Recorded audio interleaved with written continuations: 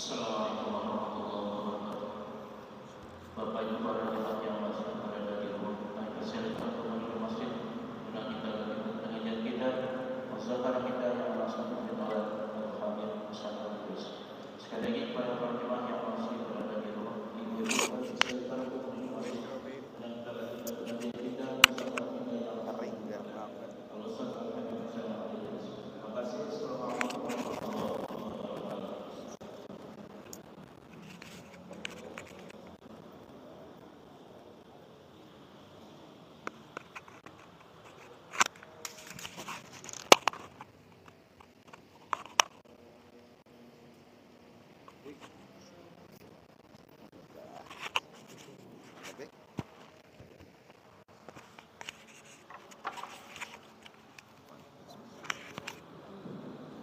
Bismillahirrahmanirrahim. Assalamualaikum warahmatullahi wabarakatuh.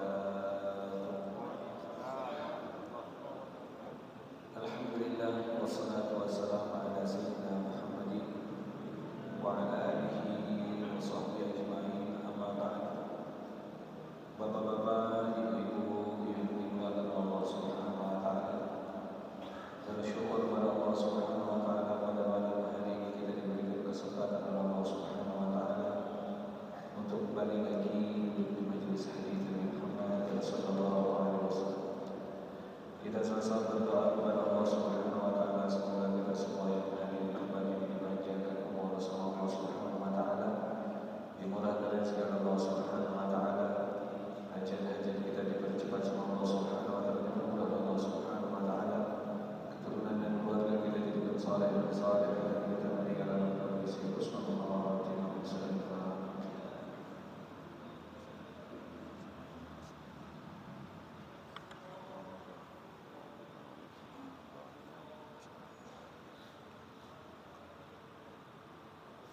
أعوذ بالله من الشيطان الرجيم. بسم الله الرحمن الرحيم. لتجدن أشد الناس عداوة للذين آمنوا اليهود والذين أشركوا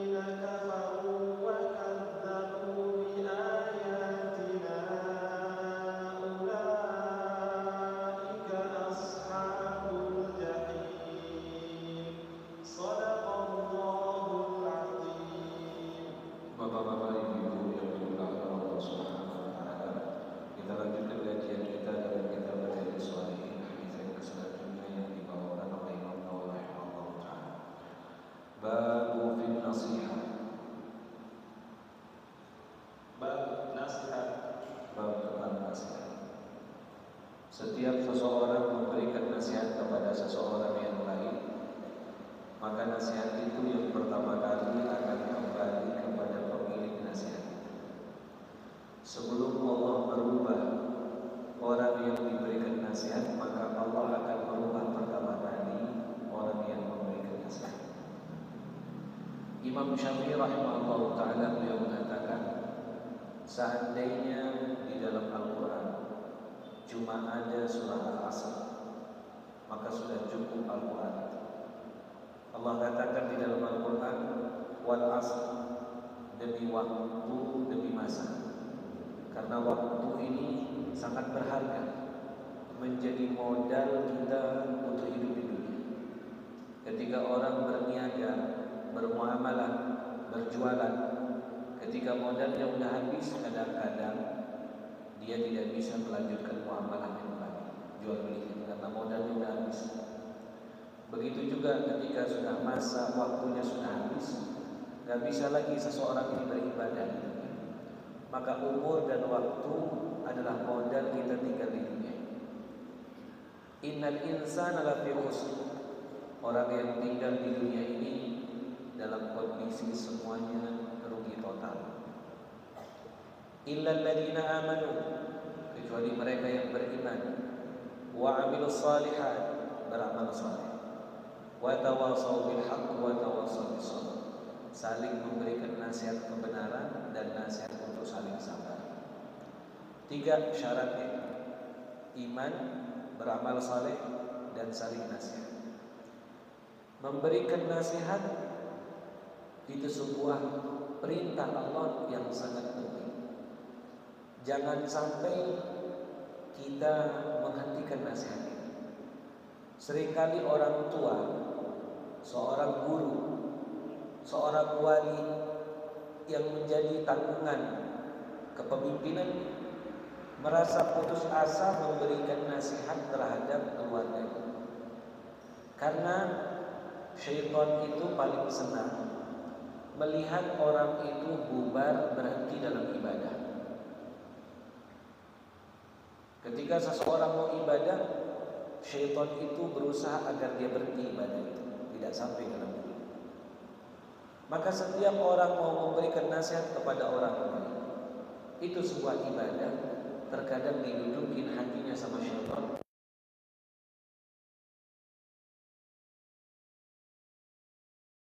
Rasa gagal mendidik anak. Perintah Al-Quran tidak boleh seseorang ini merasa putus asa. Kalau sudah dia merasa gagal, berarti syaitan berhasil menghentikan ibadah yang besar, iman, amal soleh, memberikan nasihat. Setiap orang masuk dalam ibadah dari takbir sampai salam, seringkali syaitan itu masuk dalam ibadah itu agar terhenti ibadah itu. Sholat, tadi kita maghrib, baru sholat kadang-kadang muap langsung. Atau begitu ruku kadang-kadang ada ngerasa netes, nah jadi lanjutin sholat, putus ibadah. Yang kedua, kadang orang puasa, ketika dia lagi sedang puasa, seringkali digoda sama syaitan untuk membatalkan puasanya. Anak muda sebagian seperti itu, untuk batalkan puasanya dengan sesuatu hal yang remeh, dia makan sesuatu. Begitu batal, yang kedua dan yang ketiga rasanya sama, tapi begitu pertama mau masukin itu manis.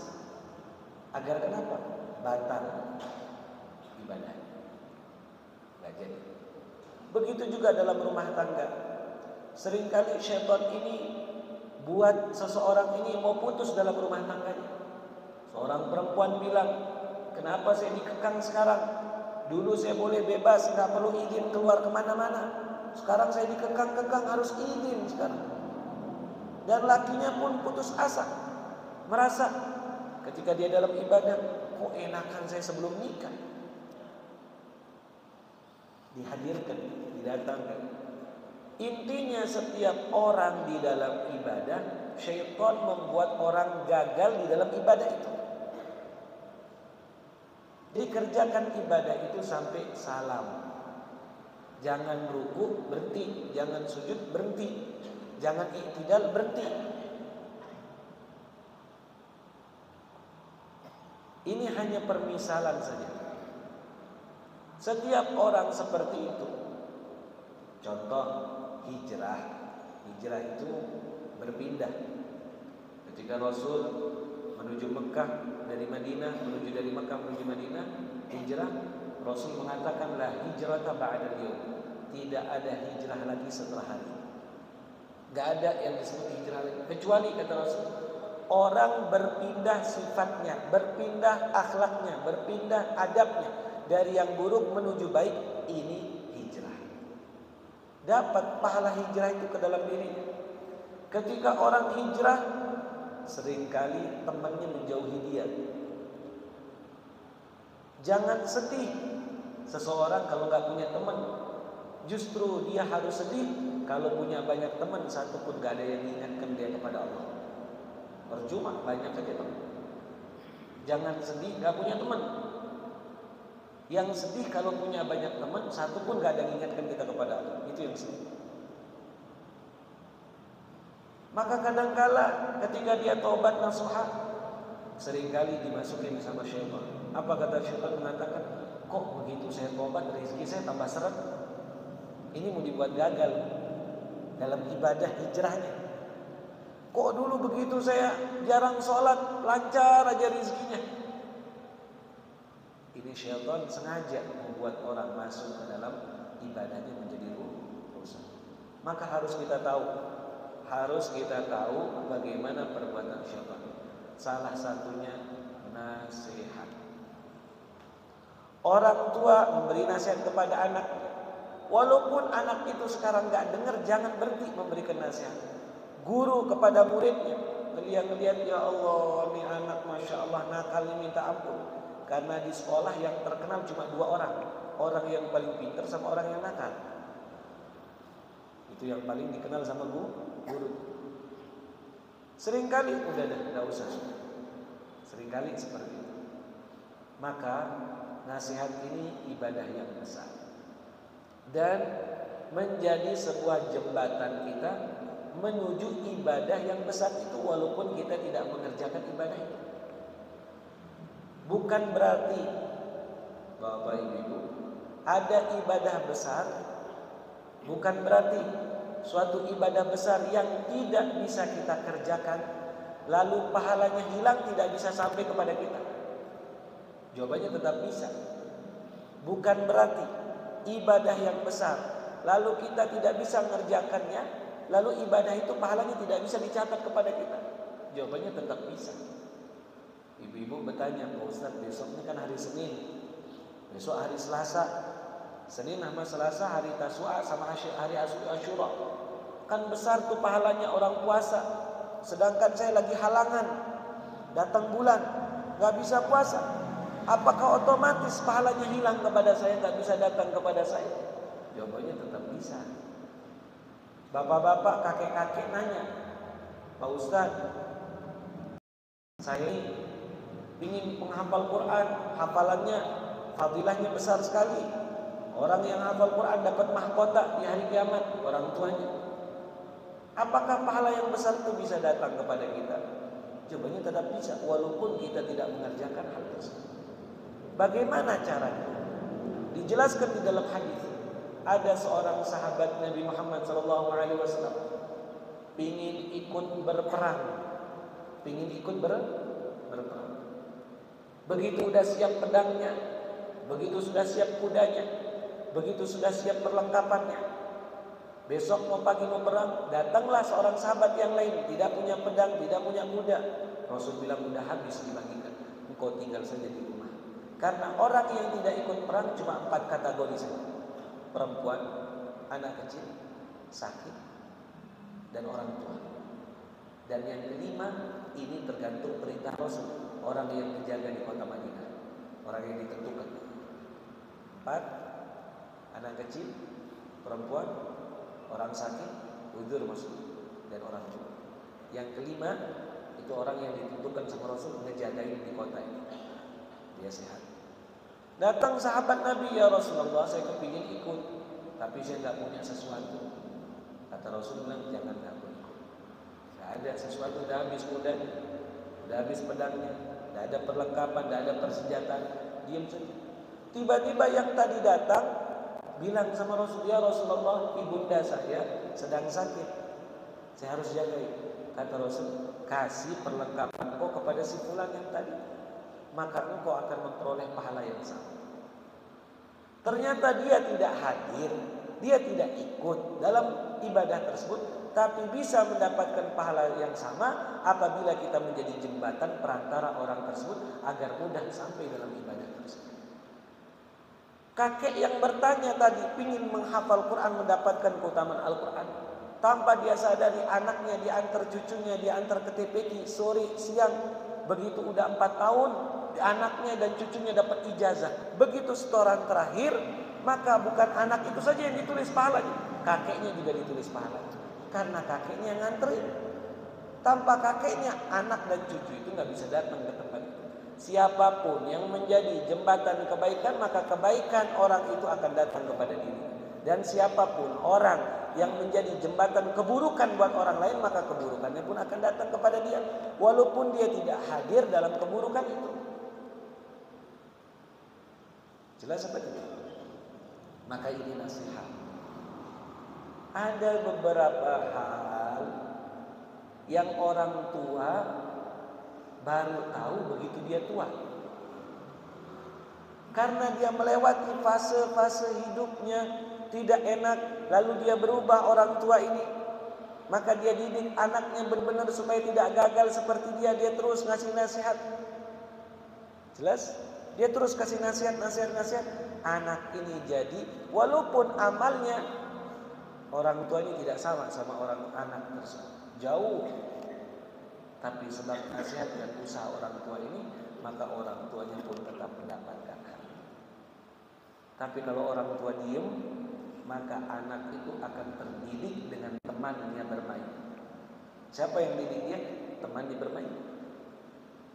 Itu yang didik dia. Maka kasih anak kita selalu nasihat. Bab ini tentang apa? Nasihat. Rasul seringkali panggil sahabatnya atau sahabatnya datang mengatakan kepada Rasul, "Ausini ya Rasulullah, berilah saya nasihat, wasiat ya Rasulullah." Minta nasihat. Rasul ngelihat dulu. Oh, Rasul bilang apa? La taghdab, jangan sering marah. Jangan sering apa? Yang kedua datang, "Ya Rasulullah, ausini, berikan saya nasihat." Dilihat sama Rasul, baik-baik sama orang tua. Kadang-kadang beda bentuk nasihat tergantung perilaku orang yang kita lihat. Sebaik-baik nasihat adalah orang yang mengerti karakter orang itu. Dia kasih, oh ini dia kurang bagian sini, dia kasih nasihat di tempat. Dia lihat anaknya, dia lihat keluarganya kurang dalam bab itu, dia terus nasihat di dalam bab itu. Dia enggak putus asa. Seperti itu. Mari kita dengarkan hadis Nabi Muhammad sallallahu alaihi wasallam. Ayo baca hadis. An Jabir bin Abdullah qala bay'atu Rasulullah sallallahu alaihi wasallam ala iqamis shalah wa ita'iz zakah wa nushi li kulli muslimin, muttafaqun alaihi. Dari Jabir bin Abdullah radhiyallahu anhu ia berkata, aku berbaiat kepada Rasulullah sallallahu alaihi wasallam untuk senantiasa mengerjakan salat. Seringkali ini kita dengar hadis iqamus shalah wa ita'uz zakat, dirikan salat. Sering nasihatnya Rasul, bertakwa, dirikan salat. Karena banyak orang ninggalin salat. Sengaja, bukan tidak sengaja, sengaja. Sengaja dia ninggalin salat. Terus yang kedua, menunaikan zakat. Di zaman kita ini di beberapa kota bukan dia nggak mampu mengeluarkan zakat, cuma tidak mau. Bahkan sebagian keluarga begitu Ramadan dia lupa mengeluarkan zakat fitrah. Dia berada, dia tidak mengeluarkan zakat apa? Fitrah. Kenapa? Sibuk beli baju lebaran. Sibuk beli apa? Tidak mengeluarkan zakat fitrah. Untuk anaknya, untuk apa tanggung jawabnya dia? Enggak. Dia sibuk kerja, tapi tapi tidak mengeluarkan zakat apa?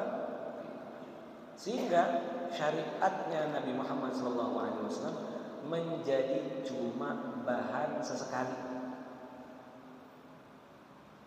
Bahan apa? Sesekali. Kalau keperluan saja, sesekali saja dia gunakan. Di mana-mana terjadi. Kalau lagi apa, baru lagi ke syariat. Dikit aja. Anehnya orang seperti itu, begitu di lampu merah ngerim.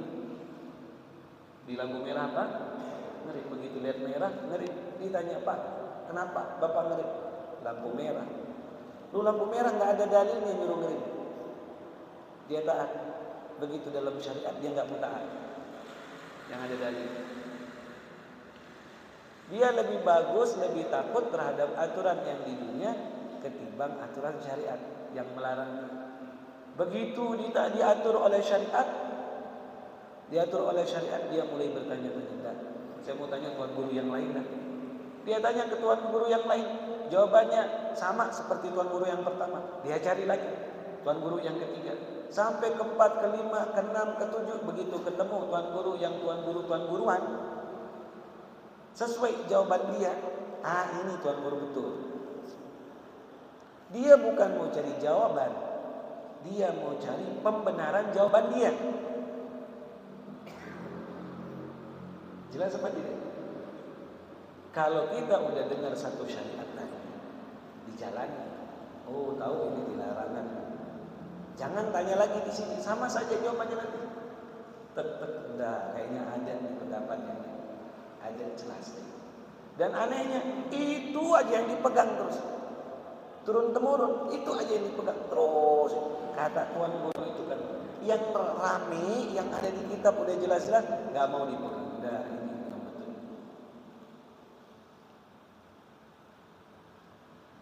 Nah, jalan itu. Jangan begitu. Manusia yang mengatur kita benar-benar taat. Begitu sama syariat kita tidak mau taat.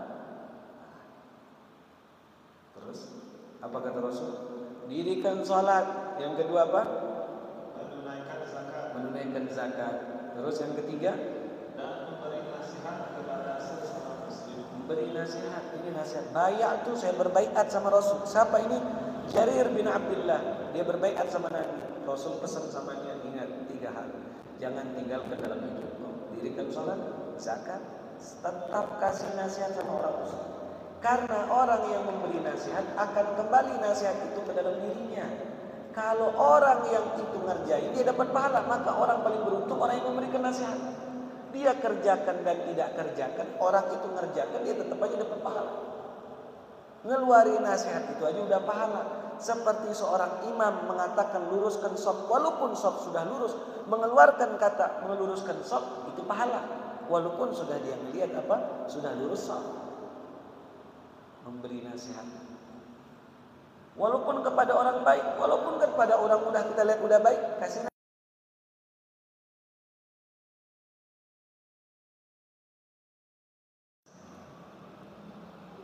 Cuma cara memberi nasihat harus dengan lemah lembut.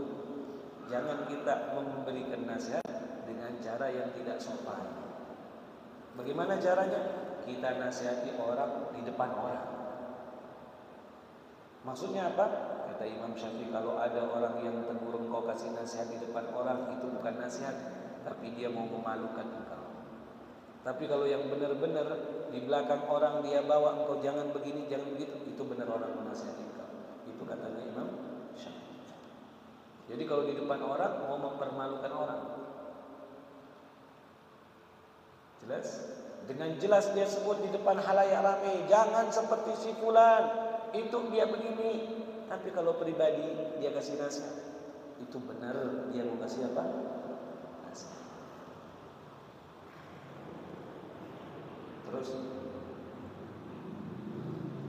Anas an Nabi sallallahu alaihi wasallam qala la yu'minu ahadukum hatta yuhibba li akhihi ma yuhibbu li nafsihi. Muttafaqun alaih.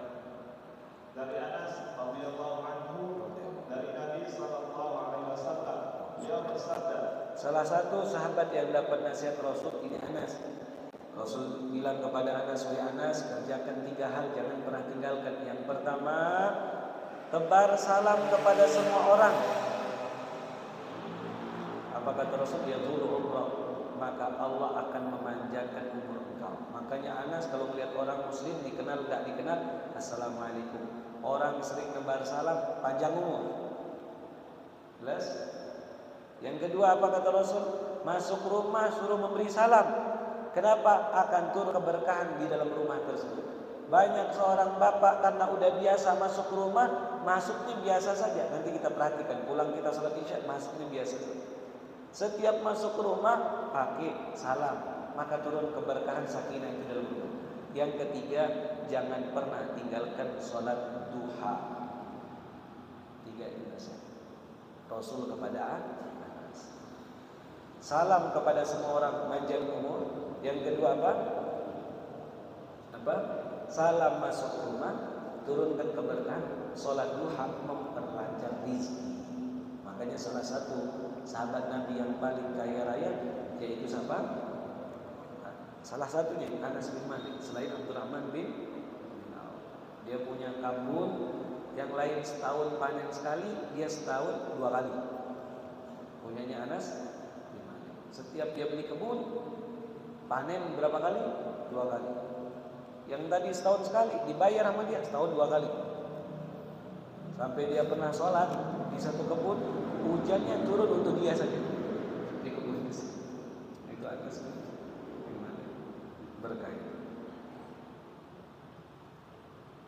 Terus apa katanya? Tidaklah sempurna iman seseorang di antara kalian. Enggak sempurna, maksudnya sampai level kesempurnaan iman. Sampai sebelum ia mencintai saudaranya sebagaimana ia mencintai dirinya sendiri. Apa yang dia senang sama dirinya, dia berikan kepada orang lain.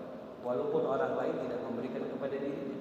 Apa yang dia senang dan yang dia tidak senang, yang senang dia datangi kepada orang, yang tidak senang dia tidak datangi ke orang. Walaupun orang itu mendatangi sesuatu yang dia tidak senang, yang dia senang dia tidak didatangi. Dia senang, saya senang disenyumin, dia senyumi orang. Sedangkan orang itu bilang saya nggak senang dicemberutin, justru orang itu cemberutin dia, nggak apa-apa. Dia datangkan sesuatu yang dia senangi kepada orang lain, dan dia tidak datangi sesuatu yang dia tidak senang kepada dirinya. Dia tidak datangkan ke orang lain, walaupun orang lain mendatangkan sesuatu yang dia tidak senang dan menghalangi sesuatu yang dia senang.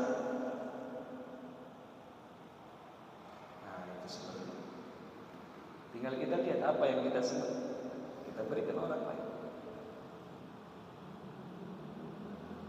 Jangan sampai kita nggak bicara sama pasangan, lalu apa yang terjadi? Kita nggak nafkahi pasangan. Jelas? Ada orang dia nggak bicara sama pasangan. Udah uang belanja saya nggak kasih, siapa suruh nggak minta maaf? Kata dia nggak kasih, saya juga. Nah, walaupun dia tidak kasih, kita kasih. Itu orang shadiq, orang jujur. Haknya tidak diberikan, tapi dia berikan hak kepada orang lain. Seperti ibu kepada anaknya. Jarang sekali anak ini memberikan hak kepada ibunya, kepada orang tuanya, tapi tetap aja dikasih, didoakan.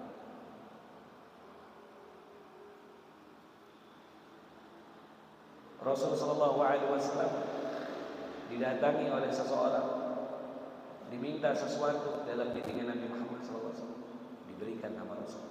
Lagi dia minta, dia berikan sama Rasul. Lagi orang itu minta, dikasih sama Rasul. Terus sampai habis yang dipunya sama Rasul, dikasih. Rasul baru bilang, agar orang itu walaupun dia memintanya dengan paksa kepadaku, agar supaya dia tidak mengira saya ini orang yang bakhil, orang yang pelit, diberikan sama Rasulullah SAW. Walaupun dia berperilaku buruk sama Nabi Muhammad, cuma hal seperti ini berat, pahalanya besar. berbuat baik kepada orang yang tidak memenuhi hak kita. Berbuat baik kepada orang yang tidak memenuhi. Kadang saling balas, itu yang nggak bagus. Dia begitu, saya juga begini. Saya mau contohin gimana rasanya kalau dia dapetin itu. Jangan sama. Harus ada beda. Syaitan tuh sering pancing kita agar perbuatan kita mirip seperti orang itu. Dia berbuat dosa, ikut kita berbuat dosa gara-gara dia narik-narik ini nih. Ikut kita cemberut gara-gara dia cemberut. Tidak pernah senyum. Sekarang saya juga tidak mau senyum sama dia. Saya kasih tangan dia nggak mau kasih saya tangan. Pasti sekarang enggak juga kasih tangan. Sehingga sama. Gara-gara orang buat buruk kepancing kita berbuat maksiat. Kepancing berbuat buruk. Jangan kepancing gara-gara orang berbuat buruk kita berbuat buruk. Ini secara tidak langsung kita dipancing, kepaksa berbuat buruk. Gara-gara sifat orang. Ada kan orang diajak maksiat dengan senang hati. Senang. Ayo kita ke tempat itu. Memang dia mau. Tapi ada orang diajak maksiat, dia nggak tahu dirinya sedang maksiat. Buat dosa, dia kepaksa. Gara-gara orang lain itu duluan. Dia membalas juga berbuat maksiat. Jangan kepancing. Jangan kepancing. Jangan balas dendam. Pasangannya seperti itu, ikut dia seperti itu. Udah, supaya dia tahu saya juga begitu, saya bisa.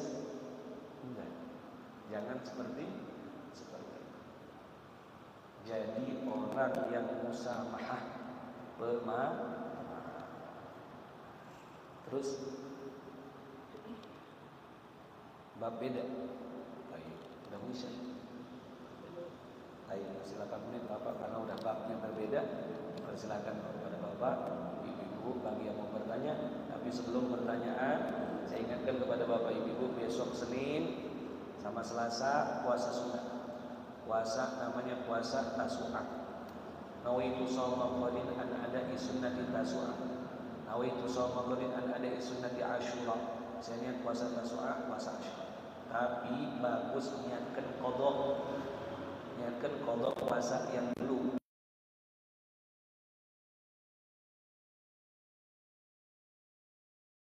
Asyura tanggal 10 besok ada beberapa amalan yang dianjurkan dikerjakan. Yang pertama puasa.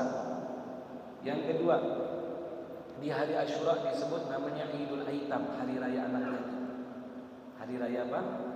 Anak yatim. Cari anak yatim, terutama keluarga kita kalau ada yang yatim, kasih santunan, pegang rambutnya.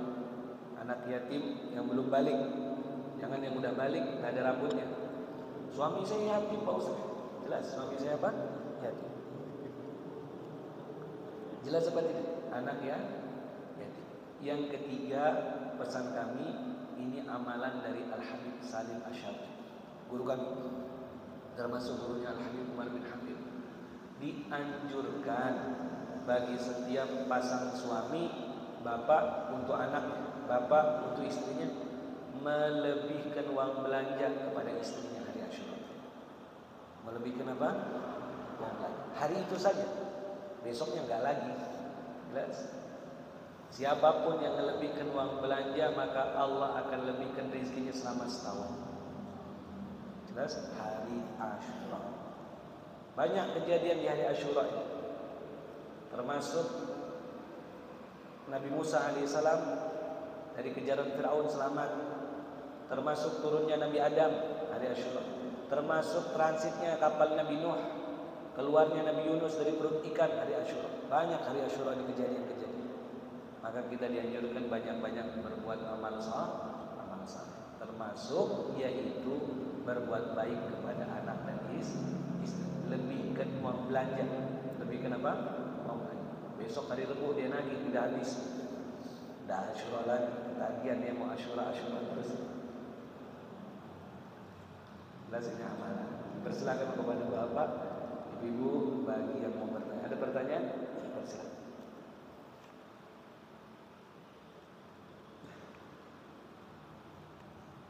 Tidak ada, Ibu-ibu? Silakan Bu Haji. Kasih Bu Haji bertanya.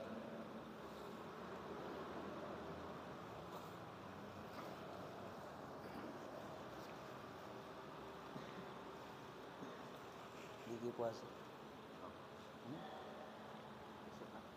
Senin Selasa.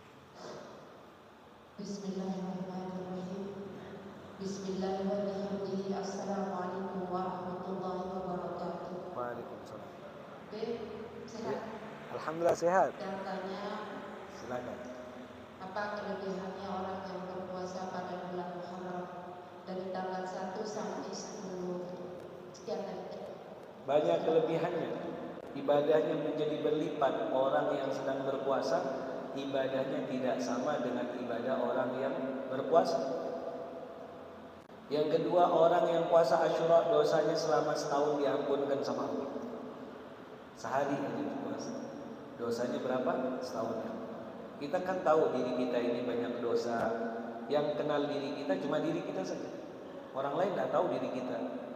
Dia nggak tahu hati kita. Dia nggak tahu perilaku kita di belakang.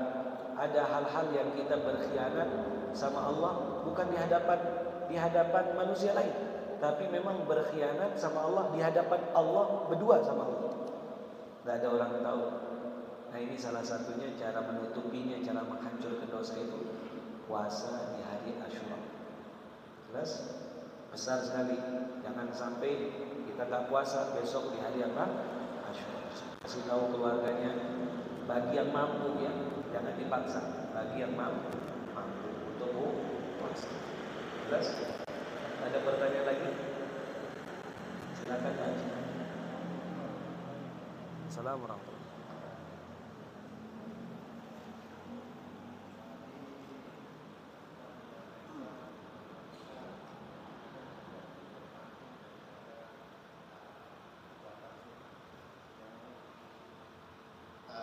Terima kasih, saya Nabi. Tadi Habib menyampaikan bahwasanya kita kadang-kadang perbuatan kita terpakai oleh perbuatan setan.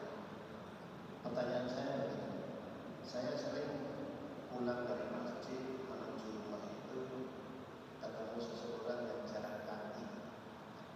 Maksud saya karena satu arah saya bonceng, tapi dia selalu mengatakan, oh nggak bisa, saya mau langsung ke kebun. Pertama, yang kedua sampai ketiga kalinya itu ternyata yang ketiga kalinya itu alasannya sama. Saya cek, dia tidak ke kebun. Nah, itu bagaimana perbuatan saya itu? Nah, setelah itu saya ya sudah 3 kali saya tidak menawarkan jasa baik saya untuk memboncengkan seseorang tersebut. Terima kasih. Assalamualaikum warahmatullahi wabarakatuh. Wa yahmilu ali dabatihi alaihi sadaqah. Orang yang naikin ke dalam tunggangan dia, boncengin orang di atas motor, alaihi sadaqah. Orang itu mendapatkan pahala sedekah. Kita tawarin orang, yuk barengan, terima kasih banyak Pak. Jelas? Tidak mau dia naik, jangan kita paksa. Oh dia tidak ke kebun, harus dia naik di motor saya. Jangan. Kita tugasnya nawarin aja.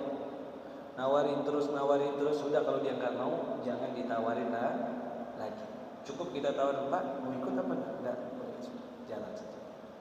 Jelas? Tidak ada bahasa 3 kali. Ini yang buat bahasa 3 kali kita sendiri. Seperti bahasa sabar ada batasnya. Nasihat cukup sampai 3 kali. Tidak ada batasan-batasan itu sebenarnya. Nawarin cukup 3 kali. Tidak ada. Kenapa? Lain hari, lain waktu, lain perasaan, lain tempat, lain tujuan. Mungkin harinya beda, perasaannya juga beda, waktunya beda. Dia kepingin mungkin naik ke kita, lalu Pak mau kemana? Ayo saya bonceng. Oh iya terima kasih. Seperti itu. Tawarin itu, tapi dengan tawaran yang baik. Ingat, yang kita bonceng lagi, jangan perempuan. Ini nggak sodako. Jelas Baji? Bagus menawarkan orang. Kalau ke masjid barengan tawarin tidak apa-apa. Cuma memang ada sebagian orang senang jalan kaki. Dia senang jalan kaki nggak apa-apa. Dia senang jalan kaki tidak apa-apa. Tidak. Sila kita cuma permisi saja. Saya duluan kalau gitu ya. Bisa. Apalagi kita sama-sama warga di daerah kita. Jangan sampai dilihat plat motor kita putih, oh dia nggak beli bonceng, lagi antrean, nggak dikasih naik. Nah, jangan sampai dia berprasangka apa? Tidak baik kepada kita. Menawarkan bagus seperti itu. Cuma Haji yang kita tawar, lihat-lihat juga. Jangan semua orang di jalan ditawar nggak jadi sampai ke tujuan. Ini lagi orangnya tahu, ya, jauh terus nggak sampai-sampai. Jelas nggak jadi sampai ke tujuan. Jangan semua orang sesekali. Jelas. Ada pertanyaan lagi? Cukup, alhamdulillah. Kita sama-sama baca doa. Ya Rabbana i'tarafna